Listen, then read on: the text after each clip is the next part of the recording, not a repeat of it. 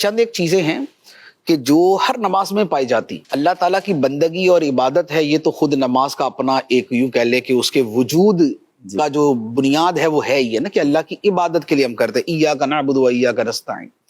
پھر نماز کا ایک بڑا بنیادی جز ہے اللہ تعالیٰ کی حمد و ثنا. اب وہ سورہ فاتحہ کی صورت میں ہے الحمدللہ رب العالمین، یا وہ ثنا کی صورت میں ہے سبحانک اللہم و بحمدک، یا وہ تسبیحات کی صورت میں ہے سبحان ربی العظیم سبحان ربی الاعلی.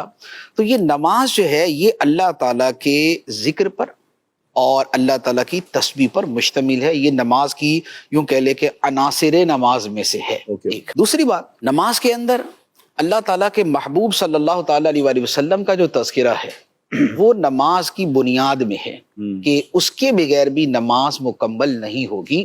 کہ ہم نماز کے اندر السلام علیکہ ایھا النبی ورحمۃ اللہ وبرکاتہ ہم یہ پڑھتے ہیں، اور اس کے ساتھ پھر درود ابراہیمی ہے اللہم صلی علی سیدنا و مولانا محمد وعلی آل سیدنا و مولانا محمد. تو اللہ تعالیٰ کا ذکر، نبی پاک صلی اللہ تعالیٰ علیہ وآلہ وسلم کی بارگاہ میں سلام، اور اس کو تھوڑا سا استدلال کے طور پہ کہیں تو جو ہم اہدنا الصراط المستقیم دعا کرتے ہیں وہ بھی ذکر مصطفیٰ صلی اللہ علیہ وآلہ وسلم ہے کہ صراط مستقیم جو ہے وہ بارگاہ مصطفیٰ ہے.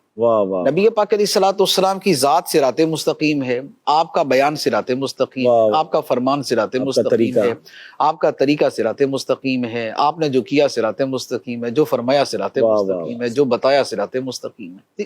تو ہم اسی کی دعا مانگتے کہ اے اللہ میں سیدھا راستہ دکھا، صراط مستقیم دکھا. تو یہ نبی پاک صلی اللہ تعالیٰ علیہ وسلم کا تذکرہ جو ہے یہ روح نماز ہے، عناصر نماز میں سے ہے. تیسری بات، اللہ تعالیٰ کے نیک بندوں کا تذکرہ جو السلام علینا وعلی عباد اللہ الصالحین، یہ واجبات نماز میں سے. تو اللہ کا ذکر، نبی پاک علیہ الصلوۃ والسلام کا ذکر اور صالحین کا ذکر. چوتھی چیز قربانی. قربانی کا ذکر بھی ہر نماز میں ہے کہ نماز کے اندر ہم پڑھتے ہیں التحیات للہ والصلوات والطیبات. التحیات جو ہے یہ تمام کی تمام جو ہماری قولی عبادتیں ہیں، زبان سے ادا کی جانے والی عبادتیں، والصلوات جو ہماری بدن سے ادا کی جانے والی عبادتیں، والطیبات اور جو ہم مال سے عبادتیں ادا کرتے ہیں. تو جان، مال اور زبان، بدن، زبان اور مال، یہ تینوں طرح کی عبادتیں اللہ کے لیے ہیں. یہ ہم ہر نماز کے اندر اس کا ذکر کرتے ہیں.